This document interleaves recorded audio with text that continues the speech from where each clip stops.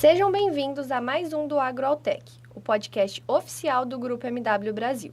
E hoje nós vamos falar sobre o tema Vegano também é agro. Esse é um tema que está em constante pauta de discussão e vem ganhando cada vez mais força entre as pessoas. A conexão que o veganismo tem com o setor agroalimentar incorpora nas cadeias produtivas alimentares, refletindo tanto no aspecto econômico, social e ambiental, e acaba proporcionando uma dieta alternativa sustentável e também de consumo consciente aos consumidores que adotam esse novo estilo de vida. A gente sabe que existe uma discussão acerca da configuração de como a produção pecuária se comporta diante de tal movimento, e percebemos que ambos os casos precisam estar alinhados para que a agricultura associe sua produção de alimentos nas questões que envolvem a nossa sociedade.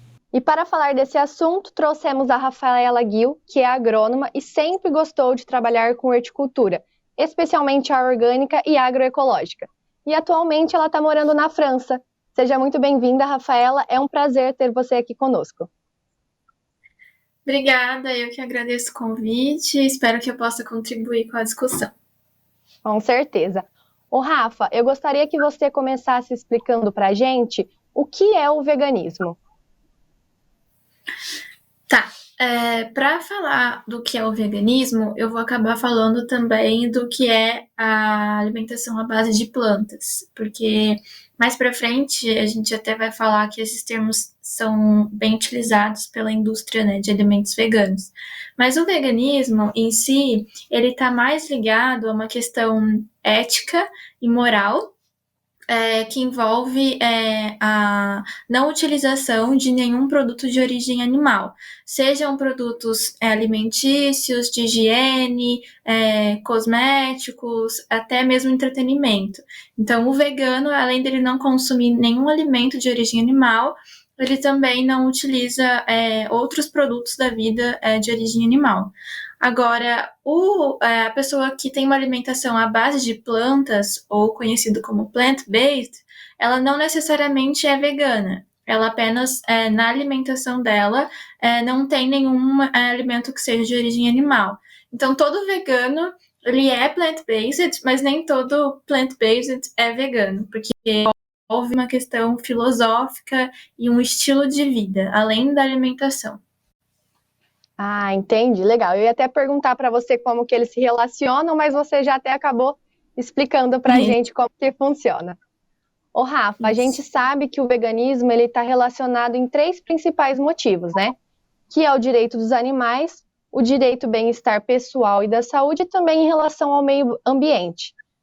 Quais implicações você acha que essa causa tem para o agronegócio? Olha, são muitas as consequências do veganismo no agronegócio, mas o que eu mais vejo crescendo nos últimos anos é uma mudança na relação das agroindústrias, porque muitos produtos têm sido lançados, estão sendo pesquisados e lançados no mercado, e envolve toda uma cadeia produtiva para que esses produtos cheguem na prateleira, né? Desde a produção até o transporte, a distribuição e realmente o consumo. Então, o que eu mais vejo impactando é nesse setor, e óbvio, envolve muitas mudanças em relação a empregos, oportunidades, questões de uso de água, tratamento de resíduos. Então, é bem complexo, é bem abrangente, a gente poderia ficar falando várias consequências, mas a que eu mais vejo realmente tendo uma maior influência é no setor da agroindústria. Entendi. Hoje em dia tem uma questão que envolve que as pessoas estão procurando um estilo de vida diferente, né? Você acha que assim as pessoas hoje em dia, no geral, elas estão se tornando mais conscientes quando a gente fala sobre o veganismo, sobre o que é, sobre tudo que envolve ele, né? Como você vem falando. Eu acho que as pessoas estão se questionando mais do porquê elas comem o que elas comem. Então, não necessariamente a pessoa vai se tornar vegetariano ou vegano, mas ela realmente está se tornando consciente no sentido de se perguntar, mas por que eu como isso? Isso faz bem para mim? Isso faz bem para minha saúde? De onde isso vem? Para onde isso vai? Então, eu acho que nesse sentido, as pessoas estão se conscientizando mais, principalmente depois da pandemia, que surgiu até a discussão de que se as pessoas não comessem carne, não haveriam pandemias, porque a maioria das pandemias tem origem num animal, né, um vírus devido a um animal. Então, eu acho que sim, ao longo dos anos as pessoas estão se tornando mais conscientes, mas eu acho que em relação ao veganismo não basta simplesmente tirar a carne do prato ou os derivados do prato. Eu acho que a questão da consciência vai muito além disso, né? Vai além do envolve tirar também desperdício de alimentos, redução de plástico, enfim, várias outras questões. Mas em relação ao veganismo, eu acredito que sim, que está crescendo essa consciência. Como você falou, né? Um estilo de vida, vai muito além da mudança da alimentação, né? E para essas pessoas que estão querendo optar por essa nova forma de vida, geralmente elas acabam fazendo essa mudança com a alimentação. Digamos que o ponto de partida é a mudança da alimentação. E a gente sabe que existe aquele programa Segunda Sem Carne. Você acha que, por exemplo, para quem está querendo mudar o estilo de vida, esse é o ponto de partida ou não? Como você disse que vai muito além disso, né? Eu acho que tudo é válido para a pessoa que quer começar. Eu acho legal a iniciativa porque a pessoa se sente menos sozinha para começar, então ela sabe que tem outras pessoas que estão fazendo isso com ela. Acredito que o fato de estabelecer um dia para fazer isso também motiva a pessoa a começar. Então, segunda-feira, né, uma semana nova, objetivo novo, a gente já começa fazendo uma coisa nova. Então, vale a pena sim tentar. Não foi o meu ponto de partida, na verdade, o meu foi tendo contato com uma pessoa que era vegana. Mas vale a pena, acho que tudo é válido para a pessoa que está motivada a querer tentar. Até agora que você comentou sobre o seu exemplo mesmo, como que você começou, Rafa? Da onde que partiu essa ideia? Qual que foi o seu princípio para estar mudando assim, o seu estilo de vida? Sim.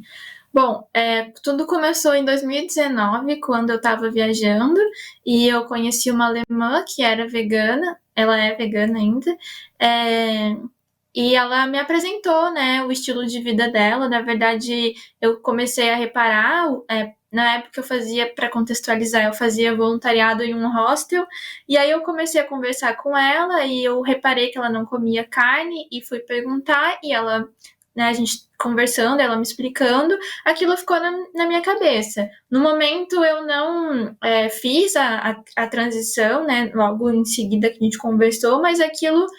cada vez que eu ia comer alguma coisa, eu pensava, mas se ela consegue, né, ser saudável, ter um estilo de vida legal, e isso não faz falta para ela, por que eu não poderia tentar? E aí eu fui reduzindo, em 2019, né, eu comecei vegetariana, e aí aos poucos eu fui tirando, né, os derivados, né, o ovo, o leite, e repensando também no consumo como um todo, né? Como eu fui falando, não é fácil. Você tirar da alimentação é um passo, mas a cada coisa que você vai comprar, que você vai consumir, você parar para pensar da onde isso vem. Será que isso tem alguma coisa de origem animal? Então, é realmente uma transição, e a minha começou lá em 2019.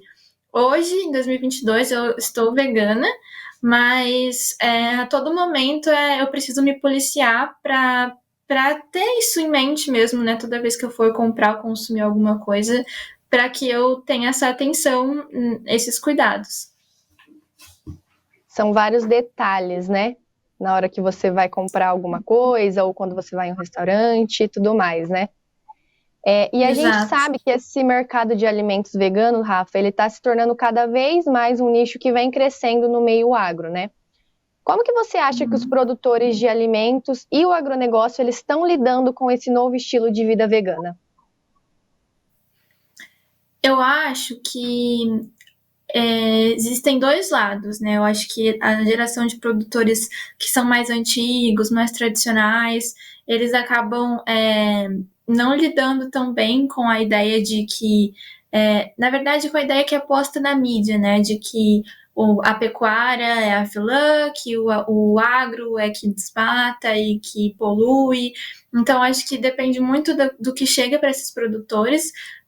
Em relação ao veganismo e quem está falando sobre isso, né, de que forma está falando, mas eu vejo as pessoas mais antigas e mais tradicionais não lidando tão bem com essa mudança de vida, né, não só alimentar, mas os agricultores, os empresários mais novos, né, ali entre os 30 e 40 anos, eu acho que eles já estão mais abertos a principalmente enxergar como uma oportunidade de negócio, né? Então, se eles têm um produto e tem um público que demanda por esse produto, eu acho que eles estão enxergando isso como uma forma de se integrarem ao que está acontecendo, mesmo que não seja a filosofia de vida deles, mas também por pensar em outros benefícios, né? Os ambientais, os sociais. Então, acho que existem esses dois lados, né? Das pessoas que lidam melhor do que outras, mas por questões tradicionais, culturais, eu acho que envolve muitas outras questões em pauta, né? Para como a pessoa reage a esse estilo de vida. Certo. E referente à agropecuária, como você acha que ela está diante do veganismo? Você acha que tem como a gente alinhar essas duas frentes? Eu acho que o equilíbrio seria o ideal, né? Mas eu não sei se eu vou estar viva para ver isso. Mas, infelizmente. Mas, assim, na minha opinião, mesmo sendo bem sincera, eu não acho que a pecuária é a grande vilã de tudo. Porque o que acontece é que eu não concordo com algumas pessoas, algumas opiniões de outros veganos que colocam toda a culpa do aquecimento global e das mudanças climáticas no agro e na pecuária. Envolve muitas outras questões em relação ao consumo como um todo, né? Então, até de meios de transporte, utilização de resíduos, enfim, toda uma mudança que não é só a pecuária que é responsável por essa questão do aquecimento global e carbono, enfim. Então, acho que no mundo ideal, na minha opinião, seria realmente conciliar diminuição de consumo de carne, mas não realmente a total extinção desse consumo, até porque uma coisa é uma produção industrial, né, de carne, outra coisa é uma produção familiar, de famílias que dependem disso, de que nasceram, foram criadas e vão morrer dependendo desse negócio. Então, eu acredito que daria sim para conciliar as duas coisas, mas eu não sei se isso é possível, eu não sei se existe isso já em algum lugar do mundo, e eu realmente gostaria de que isso fosse possível. E falando dessa parte da agricultura, né, como você falou, muitas famílias dependem disso, né, é o meio de vida delas, é o sustento. E entrando nessa parte da agricultura, como que você explicaria para a gente o que é uma agricultura ecológica? Bom, eu vejo a agricultura ecológica no sentido da produção de alimentos como uma agricultura que ela é holística, então ela considera todo o sistema para a produção de alimentos. Então, a agricultura ecológica, ela vai olhar para o solo, ela vai olhar para a planta, mas ela também vai levar em consideração a sustentabilidade e o lucro do negócio, as condições de trabalho dos funcionários, do produtor. Então, a agricultura ecológica, ela tenta ao máximo reduzir as mudanças naquele agrossistema, tenta ao máximo trazer a vida para aquele agrossistema, produzindo o alimento, né, de forma sustentável, num agrossistema resiliente, para realmente haver essa produção no longo prazo. Então, diferente da agricultura orgânica, porque existem diversas nomenclaturas, né? Agricultura ecológica, agroecológica, natural, biodinâmica, orgânica, e acaba que na cabeça dos consumidores isso vira uma confusão, mas em relação, comparando a agricultura ecológica com a agricultura orgânica, a ecológica não necessariamente é orgânica, porque se, no caso, o ideal é reduzir a utilização de agrotóxicos, mas se no caso o produtor achar que é necessário para que ele tenha uma produção, para que ele também consiga viver, pagar suas contas e, enfim, né, ter o que comer, e ele precisar usar, ele vai usar, mas sempre a agricultura ecológica visando a vida no solo, a reconstituição daquele solo. Agora, a agricultura orgânica, ela realmente extingue o uso de agrotóxicos na produção dos alimentos, mas não necessariamente ela é ecológica, porque ela pode estar sendo feita de uma maneira que ela destrói os solos, causa erosão, de que o adubo que é utilizado, né, o composto orgânico, não de um adubo que é sadio. Então, assim, não necessariamente uma agricultura orgânica é ecológica, mas não necessariamente é orgânica. Então, existem essas diferenças, e até porque a orgânica ela exige a certificação, né? Muita gente, às vezes, acaba comprando, acha que está comprando orgânico, mas não sabe de onde vem, não tem um selo, acaba só pagando mais caro por uma coisa que realmente, às vezes, nem é orgânica e, às vezes, nem contribui tanto assim pro ecossistema quanto a pessoa acha que está contribuindo. Entendi.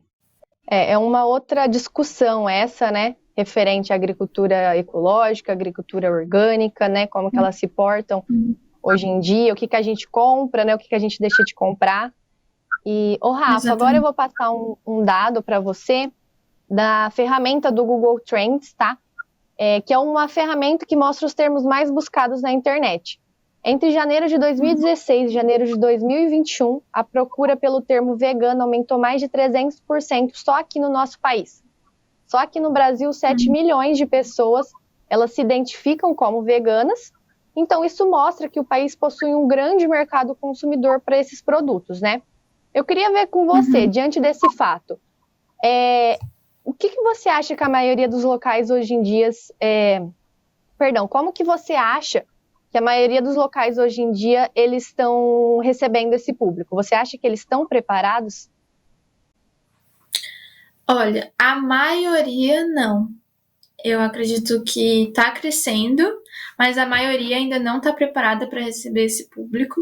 A minha experiência no Brasil mesmo, como consumidora aí no Brasil, nem sempre foi das melhores. Então, cidades maiores eu tinha mais acesso a produtos, né, veganos, à base de plantas. São Paulo foi um lugar que existia muita variedade, até mesmo como eu morei perto também de Ribeirão Preto, já existiam cidades um pouco maiores, elas vão ter mais pessoas, mais desse público, então vai ter mais oferta também, mas a maioria dos lugares não estão preparados. Até quando eu chegava e perguntava se existia opção vegana, ou se existia alguma opção sem queijo, sem leite, enfim, né, sem a carne, muita gente não sabia nem o que era o termo. Então, assim, tá crescendo, mas a maioria dos lugares não tá preparada. Agora, em relação à minha experiência nos Estados Unidos e agora aqui na França, também são completamente diferentes da experiência que eu tive no Brasil. E como que tá sendo essa experiência aí na França para você? Bom, aqui tá sendo mais fácil do que no Brasil, mas também porque eu tô numa cidade maior. Só que não tão fácil quanto foi na Califórnia, que foi onde eu comecei realmente a me tornar vegetariana e depois vegana.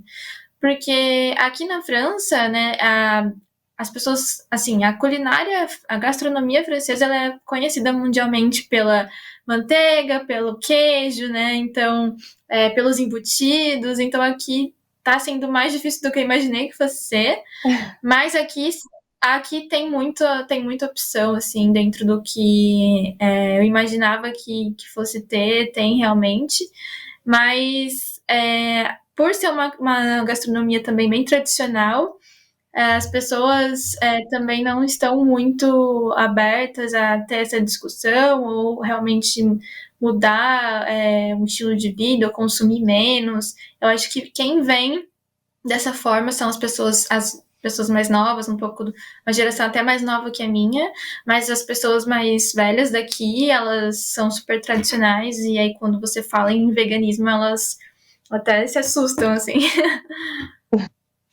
É mais difícil, então, do que você realmente imaginou. Sim, é um pouco mais difícil. Agora, Rafa, sobre o ponto de vista econômico, né? O veganismo, como você já falou, ele vem crescendo cada vez mais no mercado, então as empresas e as marcas que ofertam esses alimentos, elas podem vir traçar parceria com os produtores de alimentos orgânicos, né? Você acha que o setor agroalimentar, ele pode ter uma grande expansão nesse mercado? Pode, mas eu acredito que não só com os produtores de alimentos orgânicos, mas principalmente com os produtores de alimentos agroecológicos, né, que visa o bem-estar do agroecossistema como um todo. Então, essa expansão acho que já está acontecendo, existem muitas tendências no mercado de produtos veganos, algumas eu acho que vão ficar pelo caminho, mas outras já estão bem, até que recebendo bastante investimento, as pessoas estão realmente notando essas tendências. A gente pode falar um pouco das green farms, ou né, das fazendas verticais, dos microgreens, também da produção de laticínios veganos. Podemos falar do cultivo de carne fake, que é feito em laboratório. Então, existem várias iniciativas que estão recebendo investimentos. Então, realmente está em expansão, mas também acredito que é preciso um cuidado e um monitoramento, né, uma regulamentação dessas novas iniciativas, dessas pesquisas, uma regulamentação em relação à rotulagem, à distribuição, até por uma questão ética, moral, de como tudo isso é feito.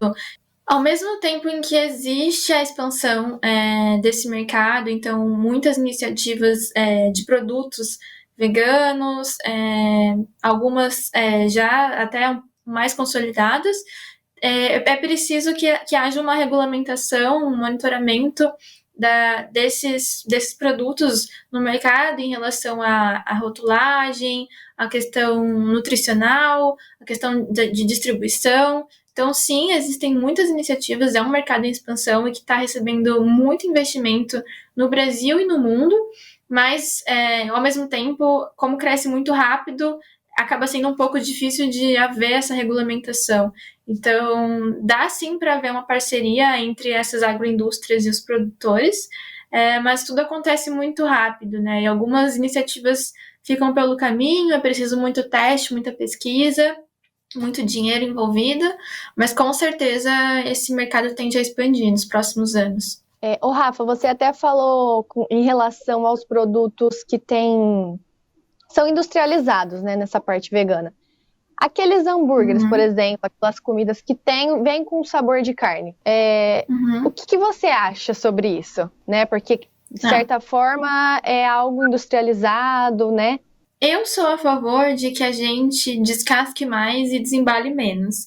Então, não, na minha opinião, eu posso ser uma vegana que vai comer tão mal quanto uma pessoa que come ovo, come carne, mas que come esse ovo, essa carne de uma qualidade melhor e que come, né, tem uma alimentação balanceada, não come só industrializado ou só fritura. Então, assim, dá para ser uma pessoa onívora saudável e dá para ser um vegano totalmente desnutrido. Então, assim, na minha opinião, eu acho que é legal que existam esses produtos para que a pessoa que é vegana quando sente falta e tem toda uma em relação à memória afetiva, do gosto da carne, das lembranças que eram, né, você tá em um lugar e você se sentir incluído, de estar comendo com outras pessoas.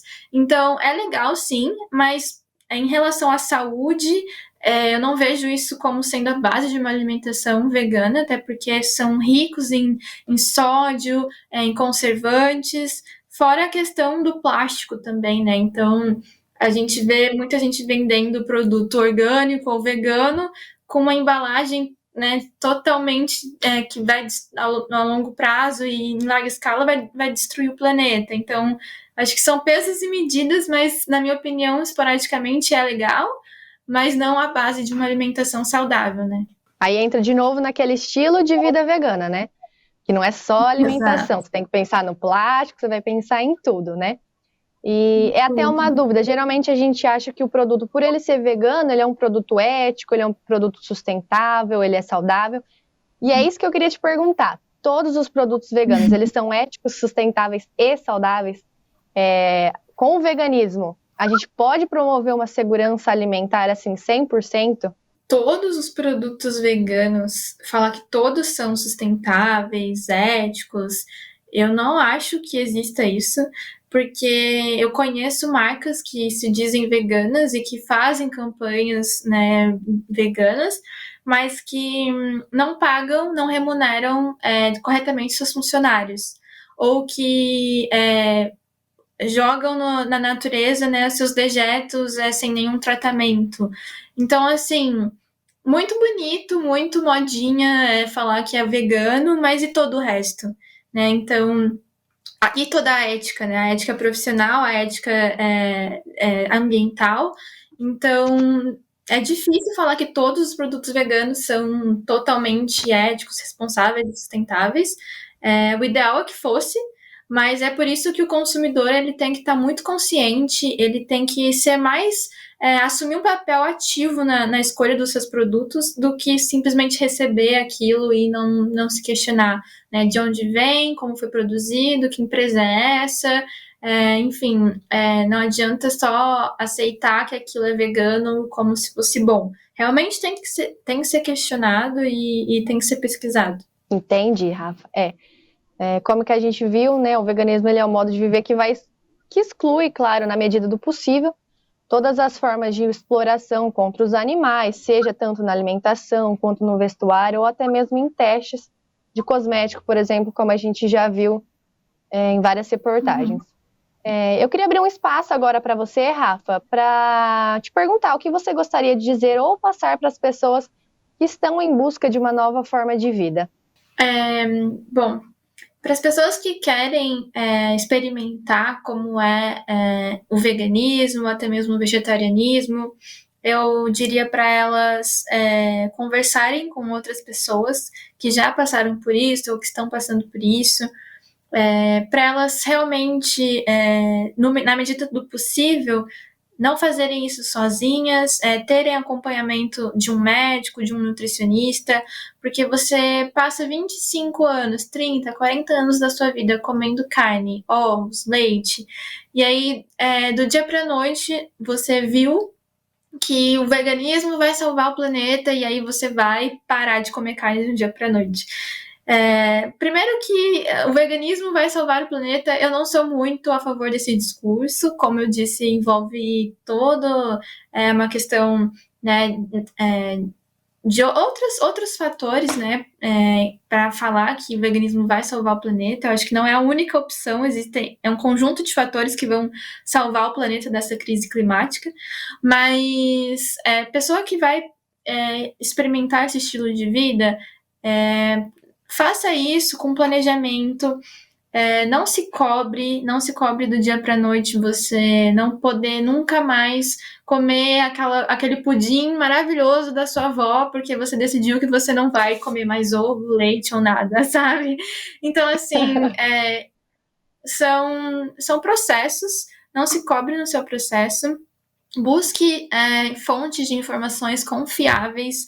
A gente vê muita abobrinha na mídia, a gente vê muito influencer que é desinfluencer, porque só fala besteira. Então, assim, realmente buscar pesquisas, buscar coisas com fundamentos para apoiar essa sua decisão e realmente entender por que você está fazendo isso. É só porque você viu e achou legal ou porque você realmente se importa com o bem-estar desses animais, com a questão climática, né, do planeta, com as questões trabalhistas, essas pessoas que estão envolvidas nesses setores, né, dos produtores.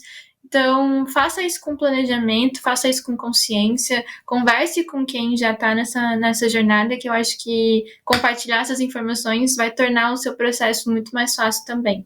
Legal, Rafa. Acho que isso que você falou é muito válido, né? A gente tem que sempre pesquisar, até conversar mesmo, como você falou, com pessoas que já estão por dentro desse meio, para a gente se inteirar do que realmente está acontecendo, como funciona, e não sair por aí simplesmente mudando de vida da noite para o dia, né?